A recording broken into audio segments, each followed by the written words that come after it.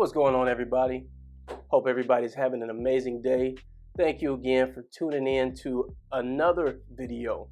Today's topic is interesting. I think is going to give a lot of people value. I know even me, as I go back and as I was coming up with the content for this video, it just really took me down memory lane. And I think this is a very good topic for a lot of people. But the top 5 bad habits that can kill a man's dreams, that can kill a man's success. Either way it go, it's gonna mess you up from getting to where you want to in life. So by no means are these points in any particular order.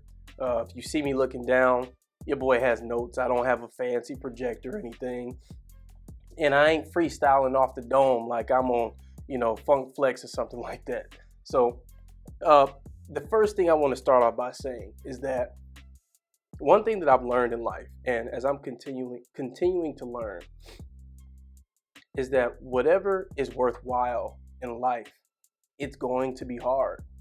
It's going to be hard, and vice versa. Whatever is hard is going to be worthwhile. So I'm pretty sure you're going to have people that come up and talk all this shit about, oh well, so and so learning how to underwater basket weave or whatever is hard, and that's not worthwhile. Listen, we're not talking about these super extreme situations.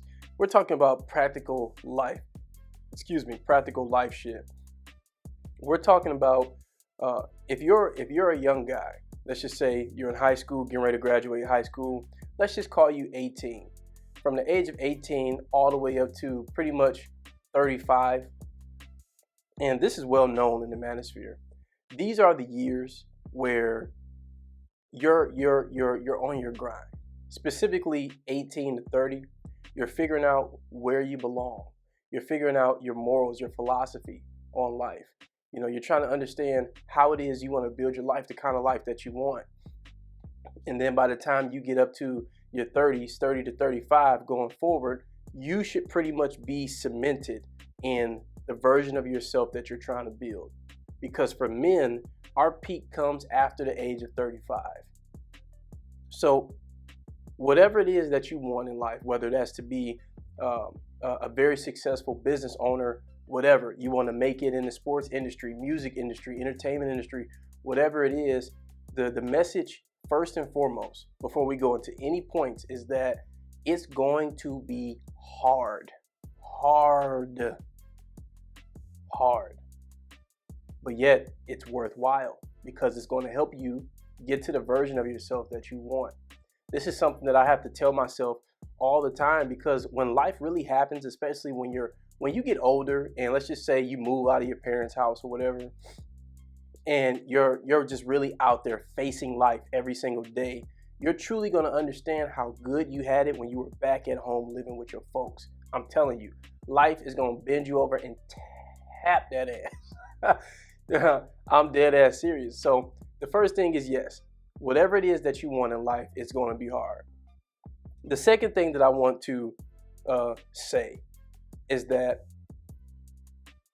as a young guy, I'm 26. As a young guy, I've always been one of those people that I can have a conversation with anybody. I've always been one of those people where people will come up to me and would just, hey, let's talk life, kind of, nobody actually walk up to you and say, hey, let's talk life, but it happens. A lot of people give me experience and wisdom and things of that nature. I've had the privilege of being able to break bread and to be around very successful people. Just speaking of financial success and just overall the quality of their life and the impact that they have, successful.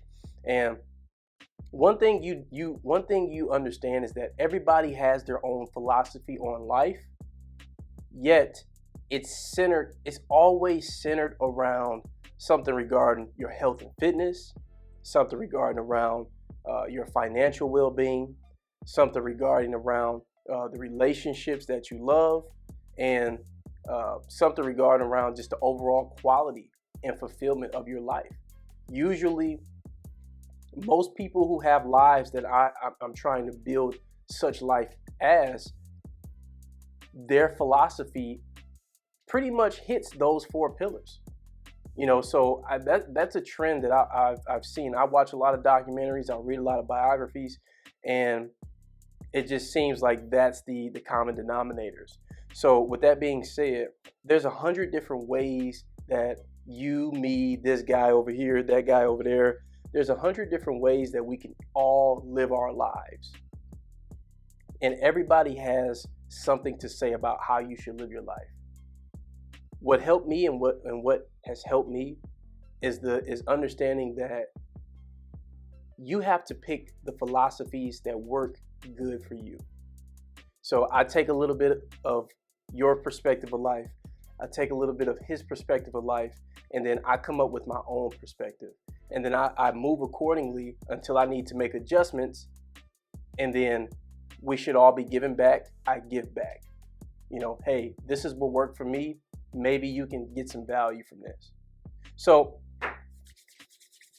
without further ado, let's go ahead and get into these. Now, just keep in mind that there's no particular order to this stuff. However, I will spend more time on certain points than others. So, the first one, and this is a big one, okay? Follow me here. One of the biggest habits that can kill a man's success. Drum roll, please. Porn and fap. Fap, you know what that is? Choking your chicken. Squeezing the hot dog out the bun. Beating your meat. All that. Porn and fap. That is, in my opinion, okay, yes, that's at the top of the list. So that would be the first biggest bad habits. Why? Well,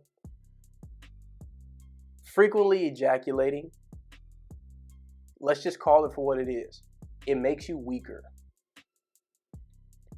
It makes you weaker. How many times, and let's go ahead and just be honest, because if you're a guy, especially a young guy, you definitely killing your shit, okay? You go through bottles of lotion regularly. Let's just be honest.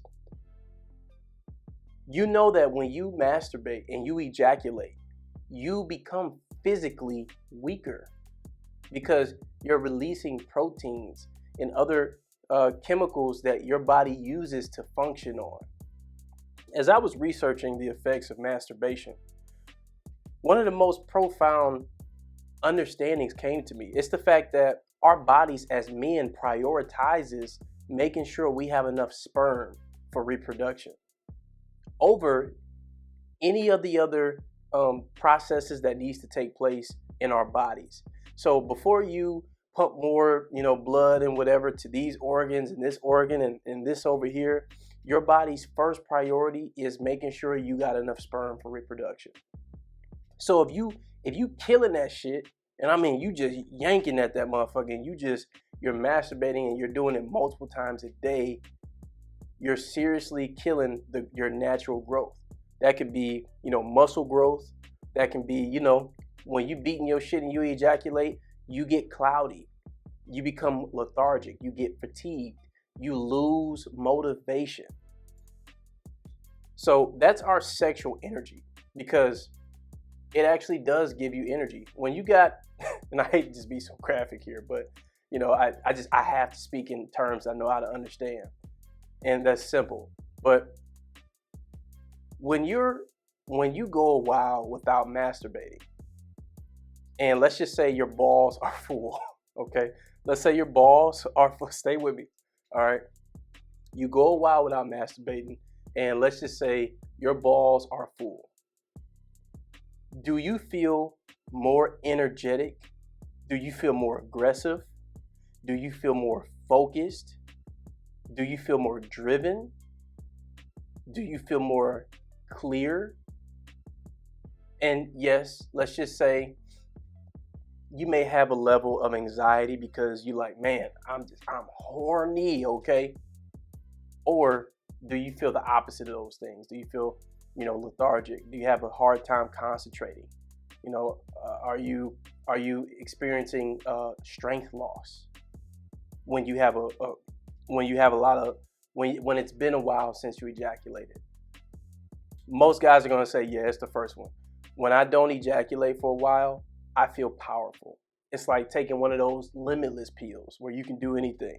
And that's what it is. So sexual energy, it gives you focus, motivation, drive, vitality, muscle growth, self-control, better memory, less anxiety, lower levels of depression. But porn on the other hand, so masturbation physically and mentally exhausts you.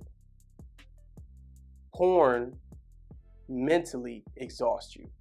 So the effects of that can be brain fog, social anxiety, higher levels of depression, impact on your overall idealization of the human body. Thinking, hey, I don't measure up over here. I don't look like the guys in this video. These things are toxic to your mental. And let me tell you something now, fellas. If you don't have a strong mind, you're not going anywhere. There's a reason. Every time you're reading a self-help book or whatever, anything that revolves around learning something new, being great at it, almost the caveat to doing anything is, hey, it starts with your mindset. You need to have a strong mindset. And if you're doing things that naturally kills your mindset, how far do you think you're going to go? That's just a thought. Number 2, alcohol and drugs. I'm going to just keep it simple on this. These things make you too comfortable. As young guys, especially young guys, let's just say under 35, especially under 30, we don't have time to waste. Our time is too valuable to waste. Excessive alcohol and drug use, what does it do? It just makes you want to sit around, have fun all day, which equates to, hey, I'm not being productive.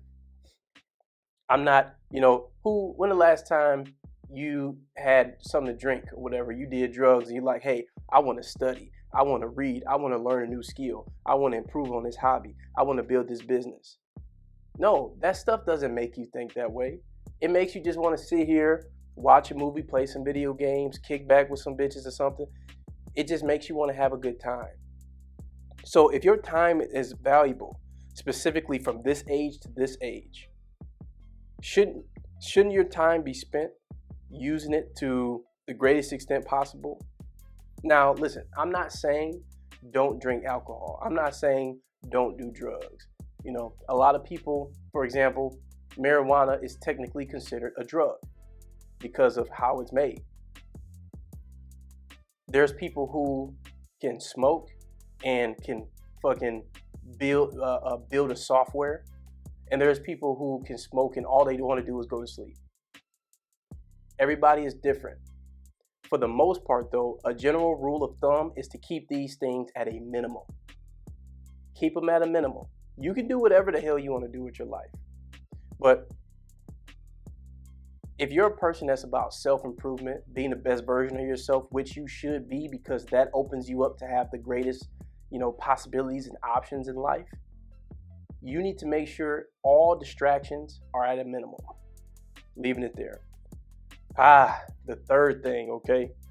The third habit that can prevent men or kill men's dreams is women. Ooh. Listen, as a guy, especially if you're a heterosexual guy, this is probably one of our biggest issues. Women. We all want them. We love what comes with them, as far as what we can get from them.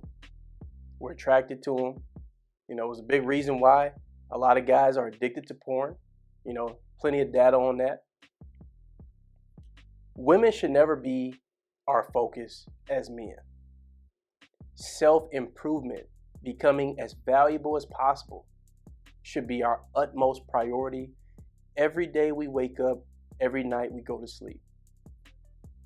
Women should be a complement to what we do, never the focus.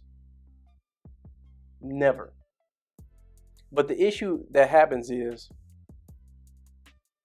or the problem in it, is that women in itself can be huge dream killers. Not because they're vindictive or they have a motive to, hey, I don't want this man to grow a business. No, not because of that, but because we as men are so willing to sacrifice our own aspirations, our own dreams for pussy and for what comes with women.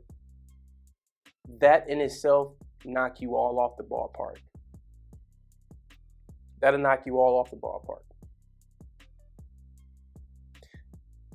I'll be transparent with you.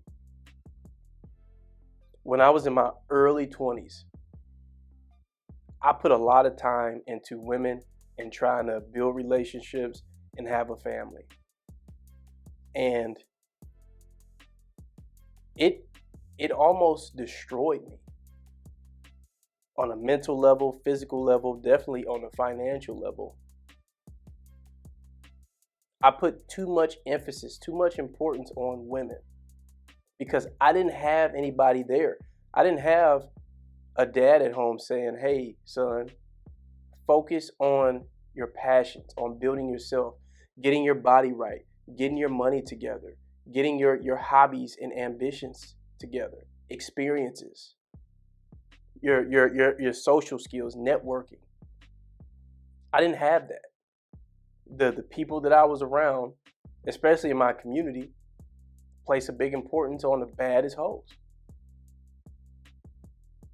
And so I became a victim of my environment, and I did just that. And it costed me a lot. Just now, over the last couple of years, I'm just now completely eradicating the effects of those times out of my life. And so I say these things as not just to, add value to this video, but to give you value from personal experience. Gentlemen, chase who you want to be first. You build it, they will come. There's no shortage of women. You put yourself first, the women are going to come. It's always been that case from the history, from the beginning of time. Number 4, not staying fit. Oh my gosh. I think a lot of people struggle with this. And this is a part of overall having a good life, health and fitness. If you think about it, an overweight person and a healthy person, what are they going to have in common? Probably not a lot. But what's going to be the differences between them? The overweight person has bad habits, right? They prioritize self-indulgence, probably don't have a good amount of discipline, self-control. The person that looks great, it takes honest effort to look great. It's not like you want to go to the gym every day, but you have to. It's not like you have to eat. It's not like you want to eat this salad every day, but you have to, because health is wealth. Health is wealth. It's like one of the best places to network, in my opinion, is the gym. Because usually people who are ambitious and have drive and trying to build something and trying to go somewhere and trying to be somebody, usually these people understand I got to take care of my health, because my health is going to allow me to continue to work harder. My health is going to allow me to perform, to wake up early, to go to bed late, to do all this stuff that I have to do to build my life. I need to take care of my health. If you had to go into war, to battle, let's just say we got caught up in some, Russia and Ukraine shit. Who do you want fighting next to you? Severely overweight guy or a guy that looks great physically? And he's probably sharp up here as well. Take care of your health, fellas. And the last thing, and it's a very important thing, is not living on a budget. That is a big habit that kills dreams, Because how are you going to buy that house? How are you going to buy that crypto? How are you going to start the business? You have no money. You spend everything you own. I'm pretty sure you go on Instagram or whatever and you see all these posts about the difference between how rich people use their money and how poor people use their money. And the goal and the idea was that rich people use their money as tools to invest and live off as little of it as possible. Poor people use their money to just consume. Live your life on a budget, because your budget, one, is going to help you understand what's coming in and out, which is business, by the way. It's business. Business, you have to be on top of the books. Otherwise, you don't have enough money to pay your staff and to keep things operating. So you have to know where you stand. Same thing in you. You are your first business. So if you know what's coming in and coming out, and you're saying, okay, I don't need all this. I don't need to spend money over here. I don't need to spend money over there. You will see. Listen, I remember one time I did my budget. I think it was like 2 years ago. I did my budget. You know, I had, and I'll make a video. I'm going to go back and make videos on each one of these topics individually, especially about budgeting. But I remember a few years ago, I sat down and I make a budget. This is what I do every year. And I update my budget like every quarter or so. And, you know, I put down all my expenses. I put down how much I had coming in. I put down, you know, the secular things I was paying for, like Netflix, Amazon Prime, things of that nature. And then I'm like, okay, this is my current situation. I started saying, okay, what do I not need? I don't need this. I don't need that. I don't need this. And I looked and I said, bruh, it's no way I could save over $15,000 a year. There's no way. Lo and behold, if I use my money correctly, I could save over 15 grand, or about 15 grand in 1 year, in 1 calendar year. That was extreme circumstances though. That was, you know, not eating out, not buying things I don't need, just straight sticking to a strict, I could save 15 grand a year. That just blew my mind. And at the time, it's not like I was making crazy money. You know, I make pretty decent money for a guy of that age back then, you know, being 23 or whatever, 24. And I was just like, wow, 15 grand, that's major. Shout out to Young Dolph, rest in peace. That's major. Dude, that really changed my life. You know, so my saying this here is to let you know the importance of staying on top of your money, because that's what's going to allow you to start that business, to make them investments that's going to change your life down the road. It's going to, you know, even having an emergency fund that can cover a couple months worth of your expenses, you know, if you lost your job or whatever, could change your life. Because one, that's mental stress. To know that if your car was to go down, if you needed some new tires immediately, or something came up and you needed to spend a couple $100 or $1,000, 1,500, $2,000, and to know you don't have it, that's stress. Stress that you're putting on yourself because you don't have the discipline you need to stop fucking spending so much money. And the crazy part is, once you get in the habit of saving money, you work by a budget, you figure out this is how much I need, and then this is how much I can save. Once you figure that out, dude, it's a cheat code because it motivates you. It becomes addictive at that point to, hey, how much money can I save this year? How much money can I save this month? It becomes a game. I read this book, what was it called? I can't think of the name. It was a while ago, but it was a quote that always stuck with me.